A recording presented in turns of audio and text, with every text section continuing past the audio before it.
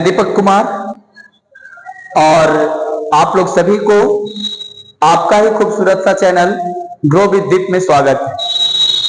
मैं आज मैथ्स के एक नए खूबसूरत से टॉपिक लेकर आया हूं, इंटीग्रेशन समाकलन, जिसमें मैं कुछ बेसिक फंक्शन का समाकलन करने का तरीका बताऊंगा, इंटीग्रेशन करने का तरीका बताऊंगा। इस प्रकार इंटीग्रेशन में एक से एक बड़े बड़े प्रश्न को मैं लेकर आऊंगा, खूबसूरत शानदार प्रश्न को लेकर आऊंगा और आप लोगों के साथ उसके कॉन्सेप्ट को डिस्कस करूंगा।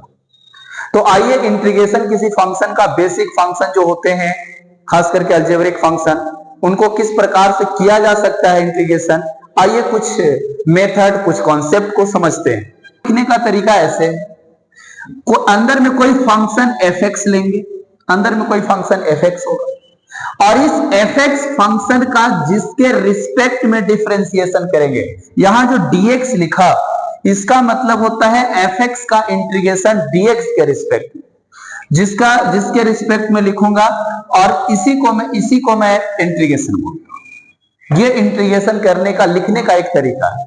ये जो साइन इस्तेमाल किया जाता है वो इस साइन का मतलब होता है कि किसी फंक्शन का आप इंटीग्रेशन कर रहे हैं। तो इंटीग्रेशन fx dx, इसका मतलब है कि कोई वेरिएबल x है और उसका dx के रिस्पेक्ट में इंटीग्रेशन किया जा रहा है। तो आइए इस बात को समझते हैं। यहां पर जैसे मैं आपसे बात करूं कि एक फंक्शन लेता हूं, इंटीग्रेशन x का पावर n और यहां dx लिखूंगा। अब इसका इंटीग्रेशन का क्या तरीका होगा?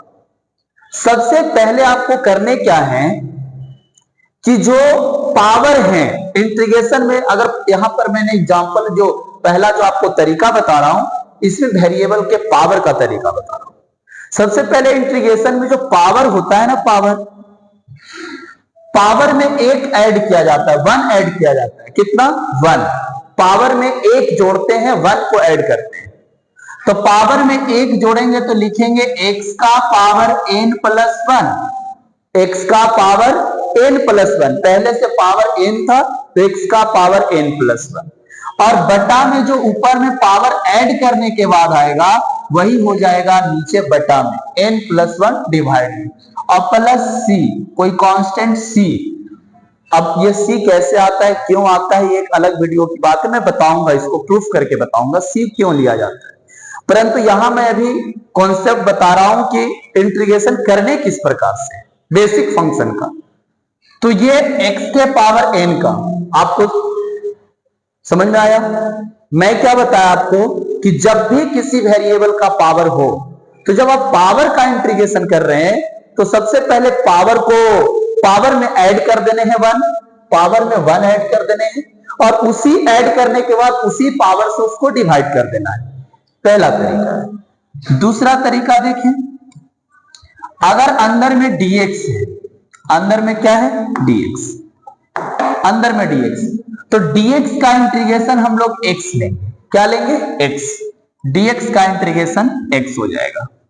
तीसरा नंबर, अगर मान लीजिए कि कोई यहां पर सिर्फ 5 dx इस्तेमाल किया गया है, कोई कांस्टेंट 5, कोई कांस्टेंट है, 5 की जगह पर कुछ भी हो सकता है, मैंने एक एग्जांपल में 5 ले लिया, तो 5 एक कांस्टेंट है, तो इस प्रकार से 5 को बाहर कर लेंगे, अंदर में मान क्या हो जाएगा? dx। कांस्टेंट हमेशा बाहर हो जाएगा और dx का क्या होता है? x। तो 5x प्लस c। आपको इस प्रकार से इंटीग्रेशन करने हैं, ठीक है? आइए नेक्स्ट समझते हैं। अब मैं एक फंक्शन लेता हूं, बेसिक फंक्शन का इंटीग्रेशन करने का तरीका यही था। अब मैं एक फंक्शन लेता हूं, उसको किस प्रकार से इंटीग्रेट करूं? जैसे आपको i बराबर एक फंक्शन दिया हुआ है, integration of 3x² plus 5x plus 2, और यहां है dx। इसको आपको इंटीग्रेशन करना है। तो अभी जो तरीका मैंने बताया, इस तरीके को यदि आप समझें तो बहुत आसानी से आप देखकर प्रश्न को इंटीग्रेट कर दीजिएगा। बहुत बेसिक प्रश्न है ये। आइए देखिए, अगर मैं i की बात करूं तो मैं सबके साथ अलग अलग पहले इंटीग्रेशन लगा देता हूं। इंटीग्रेशन का जो साइन है सबके साथ में अलग अलग लगा देता हूं। क्या करूंगा, इंटीग्रेशन, यहां होगा 3x² dx, अलग अलग हम लगा सकते हैं सबके साथ, बीच में प्लस है तो प्लस, यहां हो जाएगा इंटीग्रेशन 5x dx और प्लस यहां 2 है तो इंटीग्रेशन 2 और साथ में हो जाएगा dx। ऐसे यहां पर टोटल 3 टर्म थे, तो तीनों टर्म के साथ मैंने अलग अलग इंटीग्रेशन साइन का इस्तेमाल कर लिया। अब देखते हैं i का मान क्या होगा। 3 यहां से बाहर कर लीजिए, अंदर हो जाएगा x² dx और प्लस यहां से 5 बाहर कर लीजिए तो हो जाएगा x dx, सॉरी 5 बाहर करने पर यहां होगा x dx और प्लस 2 बाहर कीजिएगा तो यहां हो जाएगा dx। कांस्टेंट हमेशा बाहर कर लेने। अब यहां समझते हैं, यहां 3 है तो 3 रहेगा, x का पावर 2 + 1, मैंने अभी बताया कि पावर में 1 ऐड कर देने हैं, तो x का पावर 2 + 1 और बटा में नीचे भी हो जाएगा 2 + 1 प्लस 5 इंटू, यहां x का पावर पहले से 1 है तो 1 + 1 और बटा में 1 और 1 2 हो जाएगा, प्लस यहां 2 है और dx का कितना हो जाएगा x, तो फाइनली आपका आंसर हो जाएगा 3 इंटू x³ बटा में 2 और 1 3 प्लस 5/2 x² प्लस में 2x प्लस में c, 3 से 3 कैंसिल हो जाएगा, तो जो आपका आंसर आया वो आया x³ plus 5x² plus 2x plus c। बहुत शानदार सा सवाल था, जो बेसिक सवाल था। अगर आप इस प्रकार से इंटीग्रेशन करने आ जाता है, अगर आप सीख लेते हैं तो फिर बहुत आसानी से कई प्रकार के इंटीग्रेशन को बना पाएंगे। आपको बेसिक इंटीग्रेशन का नॉलेज होना चाहिए। आइए आगे का नेक्स्ट प्रश्न देखते हैं। जैसे एक एग्जांपल लेता हूं कि यहां पर दिया हुआ है कि x का power 2/3 plus 5x² plus 6x और बाहर में है dx। इस प्रश्न का इंटीग्रेशन देखते हैं, ठीक है। इसमें भी उसी के जैसा, जैसे मैंने प्रीवियस क्वेश्चन करवाया उसी प्रकार से इसमें भी मैं अलग अलग सबको बांट सकता हूं इंटीग्रेशन के साथ। i बराबर इंटीग्रेशन x का पावर 2/3 dx, ठीक है, प्लस 5 बाहर कर लीजिए, अंदर में होगा x² dx जो कांस्टेंट होगा बाहर हो जाएगा, प्लस यहां हो जाएगा 6 और यहां हो जाएगा x इंटू dx, ठीक है। 6 कांस्टेंट था बाहर कर दिए, x और dx साथ में होगी। अब आपको तरीका बताया इंटीग्रेशन करने का कि पावर में 1 जोड़ दीजिए और उसी जोड़े हुए पावर से भाग कर देना है। तो क्या लिखेंगे, x का पावर 2/3 प्लस 1 और बटा में 2/3 प्लस 1 जोड़ दिया और उसी से भाग कर दिया। 5 है, पावर में 1 जोड़ दो तो 2 + 1 और बटा में 2 + 1 प्लस 6 है, x का पावर 1 + 1 और बटा में 1 और 1 2 हो जाएगा। देखिए x का पावर एलसीएम यहां 3 लीजिएगा तो 2 होगा और 3 इकाई 3 हो जाएगा, बटा में यहां पर भी एलसीएम 3 लेंगे तो 2 + 3 इकाई 3 हो जाएगा।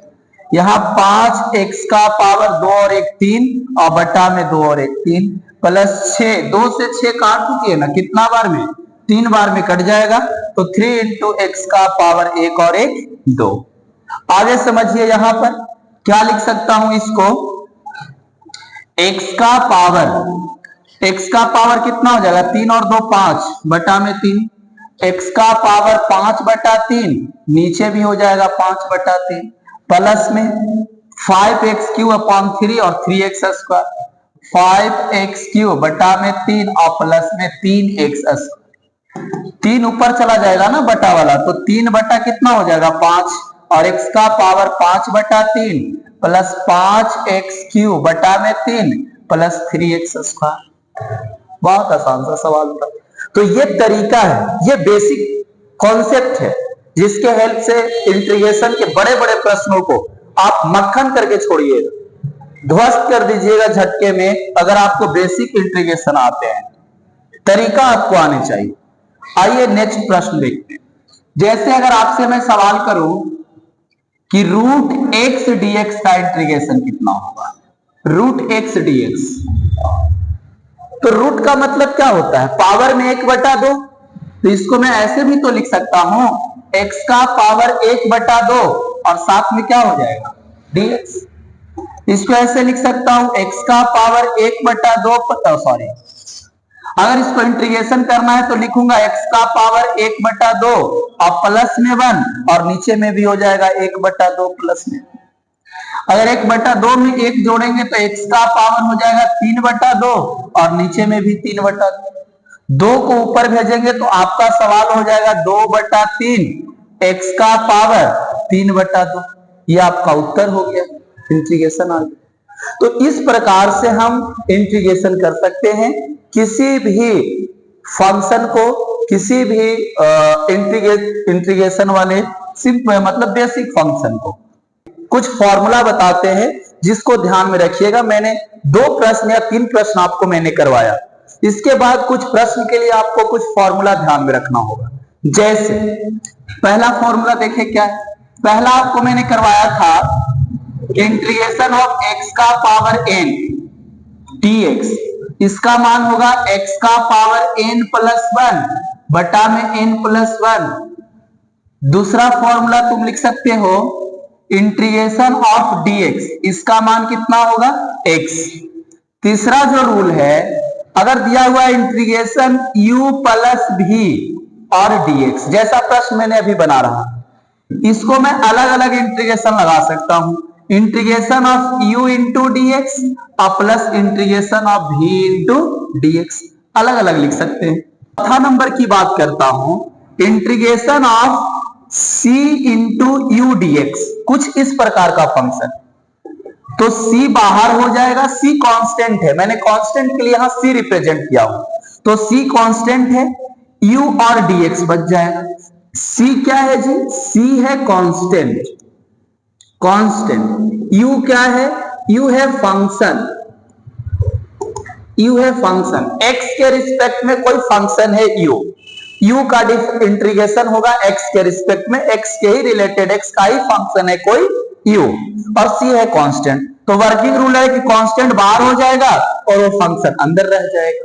ठीक, अगर इंटीग्रेशन 1/x का करना हो, 1/x dx, तो इसका होता है log x। क्या होगा, log x। एक देखिए 6 नंबर प्रश्न है, अगर आपका इंटीग्रेशन है e का पावर x dx, तो इसका e का पावर x ही होता है कि a का पावर x dx, a का पावर x dx, तो इसका होगा a का पावर x बटा log e बेस पर a। ठीक है, ये इंटीग्रेशन होगा a का पावर x का।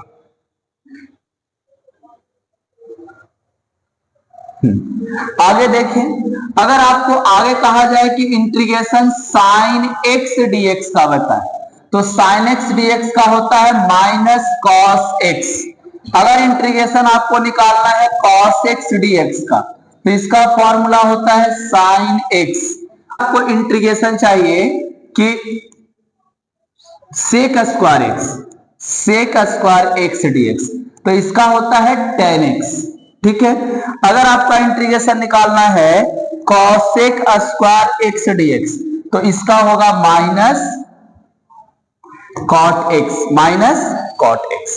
ठीक है, आगे देखिए, अगर आपको इंटीग्रेशन निकालना है और sec x into tan x dx, तो इसके बारे में आप लिख सकते हैं sec x। अगर आपको इंटीग्रेशन निकालना है cosec x into cot x dx, तो इसका मान होगा माइनस cosec x। ये कुछ वर्किंग रूल हैं, ये कुछ फॉर्मूला है इंटीग्रेशन के, जिनके हेल्प से हम लोग आसानी से ये सारे बेसिक कॉन्सेप्ट्स को क्लियर कर सकते हैं। ऐसा नहीं है कि इंटीग्रेशन में इतना ही फॉर्मूला है, इंटीग्रेशन में और भी सारे रूल्स हैं और भी कॉन्सेप्ट्स हैं, पर बेसिक कॉन्सेप्ट जो मैं बता रहा हूं इसमें इतना सारा है। ठीक, जारी रखूंगा। नेक्स्ट वीडियो में फिर मिलता हूं इंटीग्रेशन के नए प्रश्न के साथ और नए कॉन्सेप्ट के साथ। ये बेसिक इंटीग्रेशन था, मैं बहुत सारे प्रश्न को आपके साथ पर हर अगले वीडियो में शेयर करूंगा और फिर मिलता हूं। तब तक के लिए धन्यवाद। हंसते रहें, मुस्कुराते रहें।